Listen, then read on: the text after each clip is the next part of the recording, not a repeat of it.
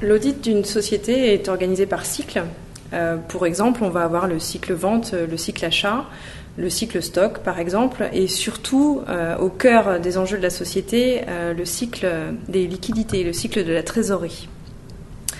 L'audit de la trésorerie représente vraiment un enjeu majeur pour l'auditeur, pour l'opinion sur les comptes annuels, puisqu'on va aller vraiment au cœur de la stratégie de l'entreprise. On va vraiment comprendre ces différents enjeux et aussi essayer de sécuriser les différents impacts qu'il peut y avoir sur les comptes de la société.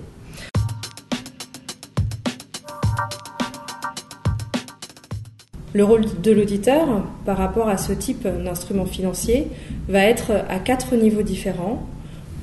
On va d'abord avoir une revue du contrôle interne qui va nous permettre dans un premier temps d'avoir une idée de l'organisation de la société, de la manière dont elle s'est structurée justement pour couvrir ces différents risques.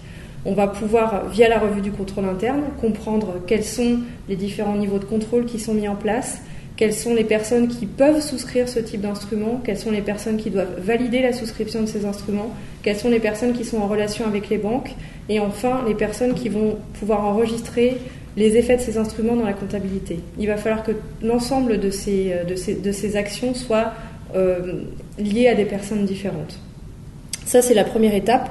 Ça va nous permettre de nous sécuriser, évidemment, sur l'environnement de contrôle de la société, savoir si les choses sont prises en main et sont bien structurées ou si on sent qu'il y a vraiment du flou au sein de la société.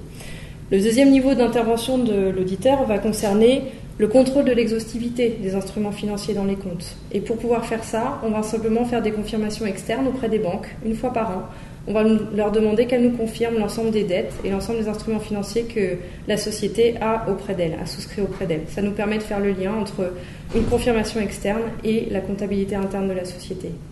Le troisième niveau d'intervention de l'auditeur va être tout simplement, au vu de l'ensemble des éléments obtenus, au vu des contrats par exemple, des confirmations bancaires, vérifier les calculs des intérêts qui doivent tomber par exemple et vérifier que l'ensemble de ces impacts sont bien comptabilisés dans les comptes de la société et produisent bien leurs effets au niveau des comptes annuels. Enfin, le dernier niveau d'intervention de l'auditeur concerne tout simplement la vérification de l'information financière. En effet, nous, au moment d'émettre notre rapport annuel, à ce rapport va être annexé ce qu'on appelle l'annexe des comptes de la société, le bilan, le compte des résultats et l'annexe expliquant l'ensemble de la stratégie de la société sur ce type d'instruments financiers.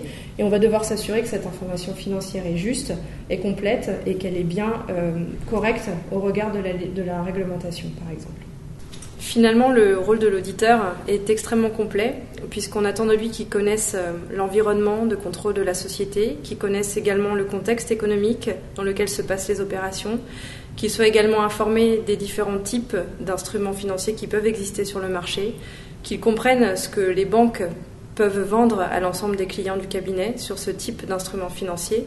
Et on s'aperçoit également qu'on a une véritable valeur ajoutée, puisque certains de nos clients n'imaginent pas les impacts comptables que peuvent avoir les instruments qu'ils souscrivent et éventuellement parfois sont aussi un petit peu perdus entre ce que leur propose la banque et ce qu'elle leur dit et ce qui doit véritablement se passer dans les comptes. Donc là-dessus, on a vraiment un input positif pour eux et ils sont assez attentifs aux échanges qu'on peut avoir sur ces sujets-là.